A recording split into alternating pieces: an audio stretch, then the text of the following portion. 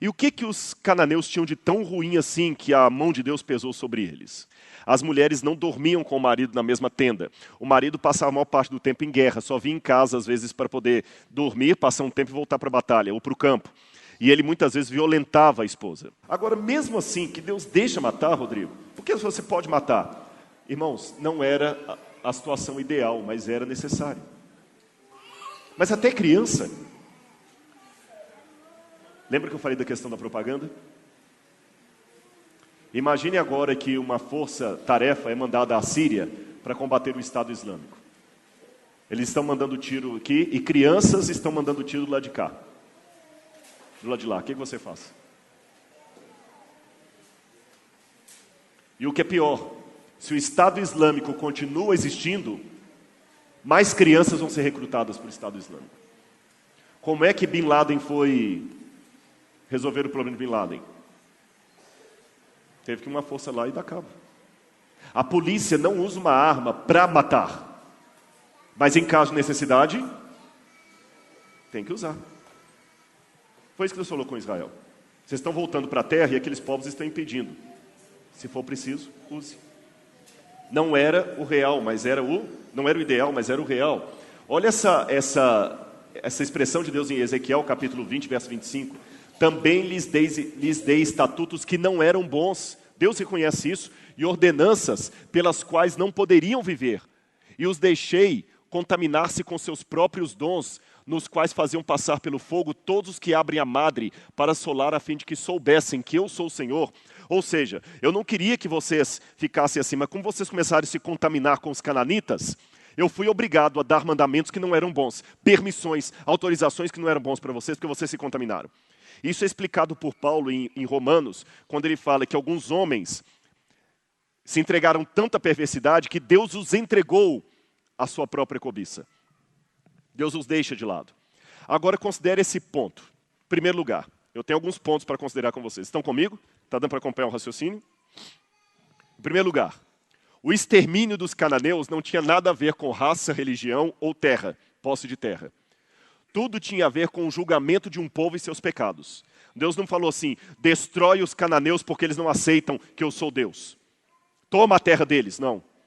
Era um juízo de Deus sobre os cananeus. Segundo, Deus não ordenou Israel para exterminar os cananeus. E não era porque eles eram uma raça diferente. Na verdade, os cananeus eram semitas, como os israelitas.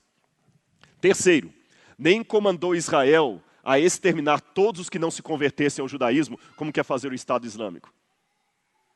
Deus nunca obrigou as pessoas a se converterem. Outro ponto, os cananeus eram um grupo específico de pessoas, mas o seu nome também foi usado de uma maneira geral para se referir às 10 nações que Deus mandou que seriam destruídas. O Senhor deixou claro que Israel não tinha permissão para atacar qualquer um dos outros países, a menos que a nação atacasse primeiro. Israel nunca foi ordenado a simplesmente matar os cananeus para assumir o controle da terra. O Senhor deixou claro que o povo de Canaã estava sendo destruído pelos seus pecados, e só os seus pecados. Lembra lá Abraão? Ainda não se encheu a medida dos amorreus. E oitavo, Israel também passou pelo mesmo castigo que os cananeus passaram, porque quando Israel também pecou, Deus também permitiu que os babilônios viessem e fizessem guerra contra Israel. Deus também permitiu. Então a gente não deve se surpreender. E o que os cananeus tinham de tão ruim assim que a mão de Deus pesou sobre eles? Primeiro, sacrifícios. Vou contar apenas alguns dos pecados dos cananeus que nós conseguimos resgatar pela arqueologia. Sacrifícios de crianças. Especialmente o deus Moloch. Eles pegavam a estátua do deus Moloch e tinham duas maneiras de sacrificar as crianças. Ou eles matavam a criança com marreta, ou eles colocavam fogo dentro da barriga da estátua e jogavam crianças lá dentro vivas. E vocês podem pensar, mas como é que as mães tinham coragem de fazer isso? Lembra que eu falei a questão da diferença cultural?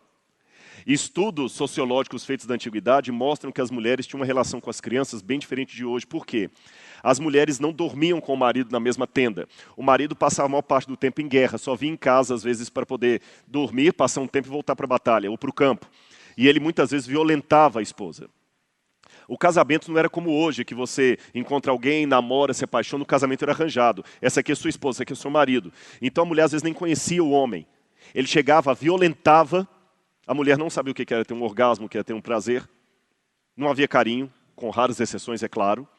O homem chegava, violentava a mulher, deixava a semente dele na mulher, a mulher engravidava. E os psicólogos hoje, fazendo um estudo de psicobiografia, não é psicografia, psicobiografia, é uma análise da biografia de antigos com elementos da psicologia hoje, demonstram que havia um grande surto de depressão pós-parto nas mulheres.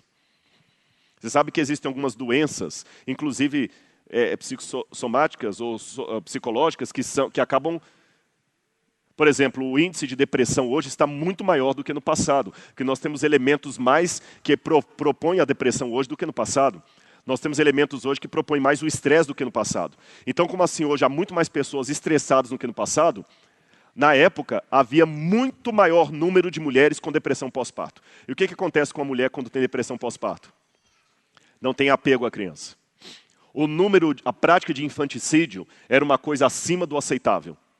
Até já não é aceitável, mas imagina a grande prática. Aquele povo tinha a morte de bebês recém-nascidos como uma coisa natural. As leis hititas afirmam assim, eu vou ler esse tablete cuneiforme aqui com a lei hitita. Se alguém tem relações sexuais com um porco ou um cão, ele morrerá. Mas se um homem tem relações sexuais com um cavalo ou uma mula, não haverá punição. Ou seja, o bestialismo era praticado e até tolerado com sanção de lei. O incesto também era tolerado.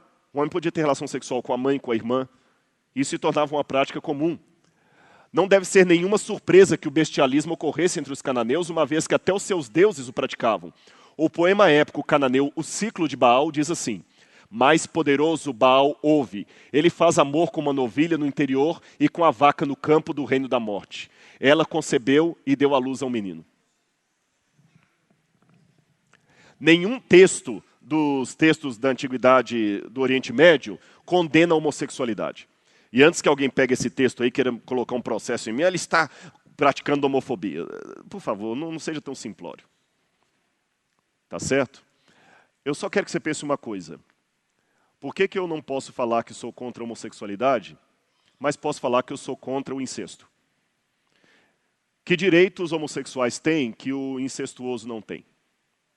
Se o homossexual tem direito a ficar com outro homem, se alguém quiser ficar com a tia dele, também pode, qual o problema?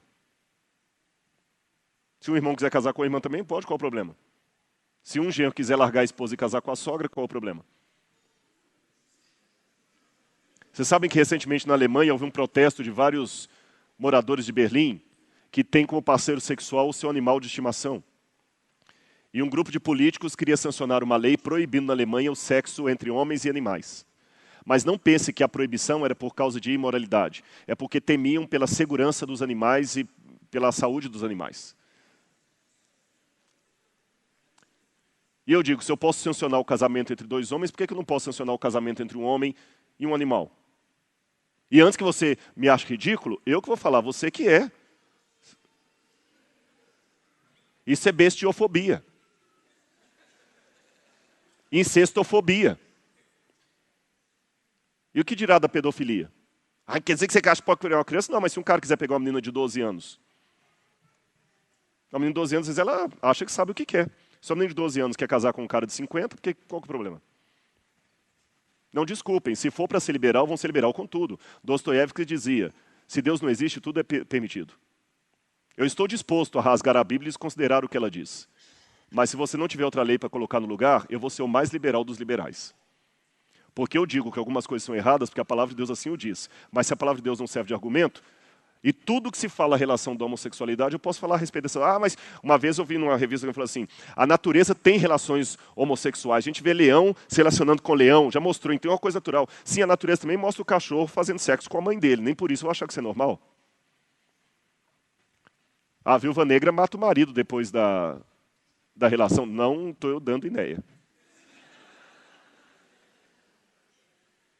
Desculpem, se algum homossexual ficou ofendido com minha fala, deixe-me apenas a dizer para você que eu respeito o seu direito de ser homossexual, mesmo discordando dele. Eu estou falando que está sendo gravado. Eu respeito o seu direito de ser homossexual, mesmo discordando dele. Sou contra a homofobia no sentido de que eu não acho que deve bater no homossexual, não deve cuspir no homossexual, tratá-lo como... Não. E minha palestra não é sobre homossexualismo. Mas só quero dizer a você que cuidado com os argumentos que você usa a favor da homossexualidade, porque eu posso também usá-los a favor do incesto, da pedofilia, do bestialismo, de vários outros tipos de prática sexual que existem por aí e que você não faz nem ideia. Até da poligamia. Lembra aquela tribo indígena lá que a mulher tem que transar com vários homens para ter filho de todos? Eu posso usar a favor daquilo, porque na natureza também tem isso.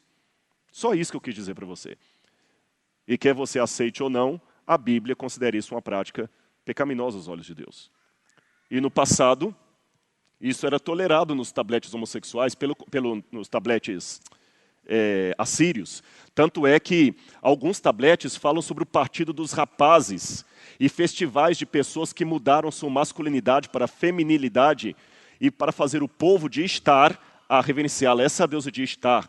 E, aliás, havia cultos orgiásticos em homenagem a Tammuz e Ishtar. Eles promoviam isso e as pessoas gostavam disso. Era a luz do dia. Sexo com cadáveres, necrofilia era praticada. Isto era tolerado no povo de uma maneira tremenda em Canaã. Esse era o povo que Deus falou com Israel. Olha, a minha paciência com eles esgotou. Aliás, Albright, que era um humanista, arqueólogo, príncipe dos assiriologistas, Albright falou o seguinte: foi uma sorte para o futuro do monoteísmo que os israelitas da conquista eram um povo selvagem, dotado de energia primitiva e vontade implacável de existir, uma vez que a dizimação resultante dos cananeus impediu a fusão completa das duas culturas, o que quase inevitavelmente teria extinguido normas de Javé a um ponto onde a recuperação seria impossível. E no outro ponto, Albright chega a dizer que Israel fez um favor ao mundo destruindo aqueles povos, porque se eles continuassem vivos até hoje, a violência do mundo seria muito pior do que é. Eu não sou a favor da violência, mas eu também não acho que a gente deve vencer o Estado Islâmico apenas mandando flores para eles e folheto. Se um camarada aparece num lugar cheio de bomba, o que você vai fazer? É puxar o gatilho. Se você não fizer isso, outras pessoas vão junto. E aí? É um dilema ético interessante. E contra quem Deus permitiu as primeiras batalhas? Aqui vem um outro ponto. Então, eu já falei que a linguagem bíblica é permissiva. Deus permitiu. Não era o ideal de Deus. Falei com vocês também que eles não estavam praticando um genocídio, nem uma expropriação da terra dos cananeus, mas eles estavam voltando para pegar o que era deles. E aqui vem uma novidade. Aqui estão as conquistas de Josué. Ele vem primeiro e ataca Jericó, depois Ai, Hatzor e assim por diante. O que acontece, irmãos, quando a gente estuda a literatura da época, especialmente ali do século XIV a.C., período do Novo Império Egito, ou início da idade, final da Idade do Bronze, início da Idade do Ferro, quase, é que o Egito, estão vendo o Egito em verde ali? O Egito, na época da 18ª dinastia, justamente o período em que Israel vai largar ali, o Egito domina as terras de Canaã. Estão vendo o verde seguindo até lá em cima? Tudo domínio de Faraó. Mas como é que o Egito conquistava aquelas terras? Para um egípcio, era motivo de grande desgraça morrer longe das terras do Nilo. Ele não queria morrer longe do Nilo. Então, como eles faziam? Eles colocavam postos militares ali e falavam com os postos militares: se vocês precisarem de ajuda, mandem uma carta para Faraó, que eu vou mandar um exército para salvar você. Mas eu quero que você pague tributos a Faraó. Assim que essas terras ficavam na mão do Egito. E o Egito, então, tinha vários centros administrativos ali, como Gaza, Jope, Meguido, Bet-Shean. Jericó, na minha opinião, não era uma cidade como São Paulo, Rio de Janeiro, Arthur Nogueira, Engenheiro Coelho. Pelo tamanho de Jericó, a cerâmica encontrada ali, a ausência de alguns prédios públicos, eu deduzo, e não sou o único a pensar assim, que Jericó seria um posto militar, um quartel. Não uma cidade. Um posto militar. Por que um posto militar? Lembra que eu falei que havia vários postos militares? Então tem um posto aqui, outro lá, outro lá. Se aquele precisa de guerra, esse aqui manda o exército para ajudar o outro. E os postos militares se comunicavam por fumaça ou batedores. Oi?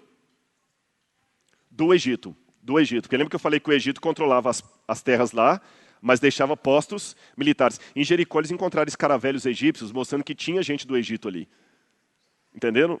Igual um soldado vai servir fora. As terras eram do Egito. Aí, e Raabe? O que era a prostituição de Raabe? Bom, você tem a palavra zaná, em hebraico, significa prostituição. Você tem a Kidesh, que é uma prostituta cultica. Eu não acredito que Raabe seria uma prostituta cultica, mas há várias razões que podem ter levado Raabe a ser aquela prostituta. É interessante que a palavra zaná pode significar também dona de uma hospedaria. Talvez Raabe, a prostituta já pensa assim, mau caráter. Mas você não sabe o que levou uma menina à prostituição. Muitas meninas eram raptadas, vendidas como escravas pelos pais desde pequeno, eram violentadas, estupradas. Elas não escolheram a prostituição, eram colocadas ali. Raabe pode ter sido uma dessas meninas que desde pequena foi sequestrada e estava ali. E é interessante que no Código de Hammurabi diz assim: se conspiradores tramarem juntos nas relações conspiratórias dentro da casa de uma dona de pensão, e ela não os denunciar e trouxer ao palácio, que seja condenada à morte. Se Raabe era dona de uma casa de pensão, de uma estalagem, faz sentido que os espias vão para a casa dela. E ficam 3 dias ali, como nós temos nos tabletes cuneiformes falando isso. Tudo bem, Rodrigo. Tá, já entendi. Então ali era um posto militar. Então, tanto é que o povo de Israel cercou Jericó, e todo dia dá para dar uma volta em toda a cidade. Jericó é um sítio arqueológico pequeno, era um posto militar. Não era uma cidade com banco, praça, rua, crianças brincando. Israel chegou lá cortando todo mundo. Tá, Rodrigo, mas e a ordem para matar mulheres e crianças? Aqui eu tenho que explicar mais outra coisinha da língua hebraica antiga, que nós temos em português também. Mais 5 ou 10 minutos no máximo eu termino. Dá para fechar? É a questão das hipérboles. Aristóteles já falava na arte da oratória, da retórica, há algo de adolescente nas hipérboles, pois elas expressam as coisas violentamente. São mais usadas por pessoas iradas que por outras pessoas. Nós temos muitas hipérboles e muitos livros, muitos artigos científicos escritos sobre a hipérbole na Bíblia. A hipérbole era um recurso de linguagem muito usado na Bíblia. Lembra que Jesus falou, se o teu olho te faz pecar, arranca-o e lança-o diante de ti. É mais fácil passar um camelo no fundo de uma agulha do que um rico entrar no céu. As hipérboles eram muito usadas na Bíblia, como nós usamos até hoje também. Olha que bonito, viu? Eu fiquei feliz. Estava todo mundo na igreja. Como? O planeta Terra inteiro. Eu vou acabar com ele hoje, você vai ver. A gente tem hipérboles. Muitas hipérboles. Agora, a Bíblia também tem hipérbole, claro. E essas hipérboles são encontradas na literatura cananita, em redor do Egito. Ora, por exemplo, isso aqui é um painel que está lá em Luxor, no templo. E nesse templo você tem o faraó Tutmoses III, que para mim foi o faraó do Êxodo. E nessas paredes você tem lá as conquistas do faraó Tutmoses III. E olha o que ele fala num dos textos lá. O numeroso exército de Mitane foi derrubado em uma única hora. Foram totalmente aniquilados. Não restou nenhum para a descendência. Uma outra forma de traduzir o egípcio seria, não sobrou nenhum dos seus descendentes.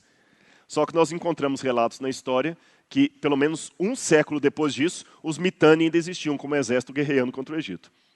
Então, na verdade, o que está escrito aqui é literal ou é uma hipérbole? É uma hipérbole. Outro exemplo que eu dou para vocês. Isso aqui é a pedra de Merneptah, ou Meremptah, que está no Museu do Cairo. E nessa pedra de Meremptah, você tem a inscrição, a mais antiga inscrição sobre Israel, Ishra Ket Ben Peter F, que significa Israel devastado, aqui está o nome Israel, devastado, não descendência dele. Traduzindo, Israel foi completamente devastado. A sua semente não mais existe. Seus filhos foram destruídos. Só que Merneptah era o filho de Ramsés. Mas eu pergunto para vocês, Israel continuou existindo depois disso, sim ou não? Claro que continuou. Então isso aqui é uma hipérbole. Olha essa outra aqui, a pedra moabita, a estela de Mecha. Aqui você tem o nome de Deus, escrito em aramaico antigo, e aqui o nome de Israel. E lá fala, Israel desapareceu por completo e para sempre.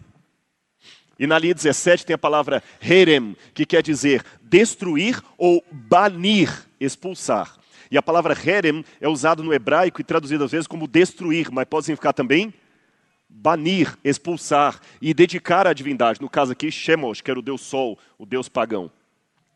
Olha também esse texto de Senaqueribe, onde ele fala, aos homens de Hiririmni, cortei ao fio da espada, e nenhum de seus filhos escapou, e todos esses povos continuaram existindo depois.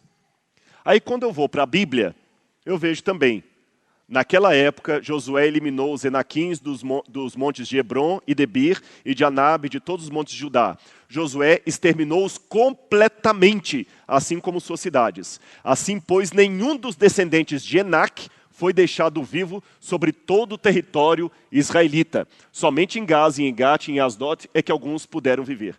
Só que quando a gente vai para Josué capítulo 14, agora, pois, dá-me esse monte que o Senhor me falou naquele dia. Pois naquele dia tu ouvistes que ali estavam os anaquins, os grandes cidades. Porventura o Senhor será comigo para os expulsar. Mas se Josué tinha destruído completamente, como é que lá na frente ele pede, Senhor, dá-me um monte para os expulsar, se eles tinham sido destruídos? Aquela linguagem é uma hipérbole. Outra mais. Também feriu Josué toda a terra das montanhas do sul, as campinas. Tudo que tinha fôlego destruiu como ordenara o Senhor. Quando chega no capítulo 23, porque se algum modo vos desviardes e vos apegardes aos restantes dessas nações, que ainda ficou entre vós, então não tinha destruído todo mundo.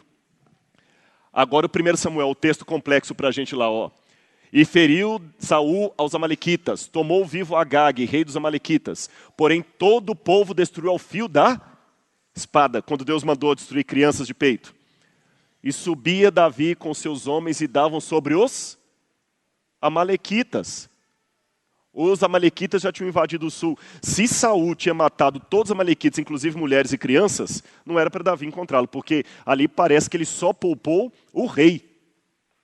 Então quando Deus diz, vai, fere crianças de peito, mulheres, é uma hipérbole. Não era literalmente para eles matarem as crianças de peito e todo mundo. Hoje eu acabo com você. Isso é uma hipérbole. Ninguém vai agora me algemar por causa disso. Ficou claro para os irmãos? Então, resumindo o que nós fizemos. Não era o ideal de Deus, não foi genocídio, e eles tiveram que matar para se defender. E aqueles povos já estavam completamente animalescos no seu trato. Se Israel não pegasse em armas para se defender, ora, todos nós oramos e cremos em Deus, mesmo assim você coloca alarme aqui na igreja. E eu sei que tem uns camaradas vigiando os carros aí fora. Eu confio em Deus, mas nem por isso eu vou sair aí num banco se não tiver um cara lá armado para me defender. Então Israel teve que pegar em armas para se defender. E Deus aproveitou e executou o juízo dele sobre nações que eram totalmente perversas. Mas para terminar, mas o mandamento não matarás? Esse mandamento, infelizmente, está muito mal traduzido. Lembra que eu falei do verbo katal, que é matar? Katal é matar de um modo geral, matar uma aranha, uma barata, mas no mandamento não aparece lo katal, não matarás. Ali aparece lo tiratzi, que significa tiratzihar, que significa não assassinarás. Tiratzihar, não assassinarás. Assassinar e matar não são sinônimos perfeitos. Você não tem como assassinar sem matar, mas você tem como matar sem assassinar. Se eu matar uma praga no campo, eu não estou assassinando a praga. Se eu matar uma formiga, eu não estou assassinando. Você não pode assassinar sem matar, mas você pode matar sem assassinar. E o que é assassinar? Assassinar é tirar a vida traiçoeiramente de um ser humano, homicídio, crime premeditado. Isso aqui é assassinar. Isso é assassinar. Então Deus não falou que você não pode matar em legítima defesa. Aliás, o Novo Testamento fala que os estados que aplicam a lei de morte, que nós não devemos ir contra, porque se eles estão aplicando, não somos nós que vamos impedi-los. Está no Novo Testamento, o apóstolo Paulo. Então, se vem alguém para ferir sua família, você tem uma arma, Deus não te impede de usar essa arma e atirar. Deus não impede se algum irmão da igreja trabalhar no exército ou na polícia. Deus impede você de assassinar. Deus não impede você de matar uma barata na sua casa. Não matarás, então não pode matar uma barata. Aliás, diz que ninguém é hétero quando a barata é voadora, né? Entenderam que ali não foi assassinato que Deus comandou, mas foi uma guerra que Deus permitiu por uma situação necessária. E a linguagem vai e mata, além da questão permissiva, eu vou permitir, é uma linguagem de exagero, não poupe ninguém. Agora, para terminar minha palestra, eu quero dizer para vocês que ficou claro, mas eu quero terminar essa palestra de uma maneira meditativa. Se alguma questão ainda das mortes no Antigo Testamento não ficou clara para você, não respondeu exatamente ao ponto, isso aqui eu gostaria que respondesse. Muitas pessoas ficam preocupadas com as mortes no Antigo Testamento, mas se esquecem da morte praticada hoje. Lembra que Jesus falou? Ouviste o que foi dito aos antigos, não assassinarás. Eu, porém, vos digo, a maneira como você trata o seu irmão, você pode estar assassinando. E eu coloquei essa foto de propósito. Há muitas pessoas que assassinam com as palavras. Ele fica revoltado. Como é que Deus permitiu tanta morte no Antigo Testamento e não se digna a olhar no espelho e falar como é que você pratica tanta morte hoje? Matando com as palavras, matando com a difamação, matando com a fofoca, matando com a desonra do nome do outro, matando com a suspeita.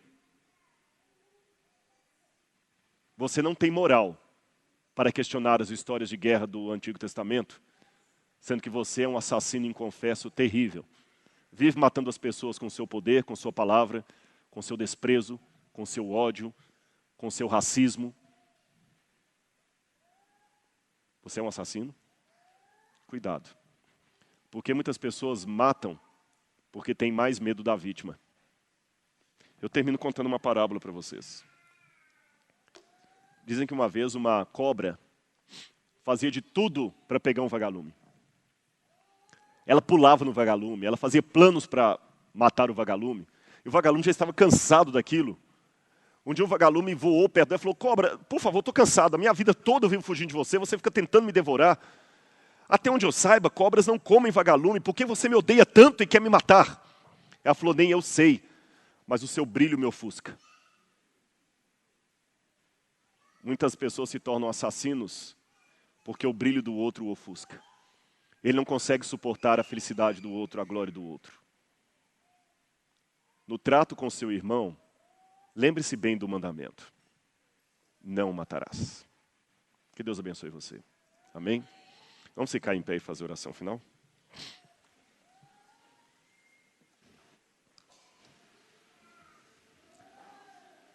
Obrigado, querido Deus, por mais um estudo da Tua Palavra. Obrigado porque nós fazemos parte do Teu povo. Dá-nos a Tua paz a cada instante, Senhor. Perdoa os nossos muitos pecados. E dá-nos a certeza de que pertencemos a Jesus, pois em nome dEle nós oramos. Amém, Senhor.